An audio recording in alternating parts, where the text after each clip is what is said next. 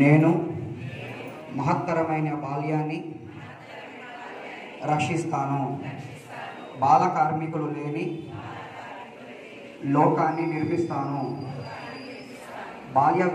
బాలలపై వేధింపులు లేని సమాజం కోసం కృషి చేస్తాను. బాలులు అంతా చదివి గొప్ప ఉన్నత భవిష్యత్తు చేరుకునేందుకు తోడ్పాటును అందిస్తాను. పసిపిల్లల నవ్వులే దేశానికి నూతన వెలుగులు.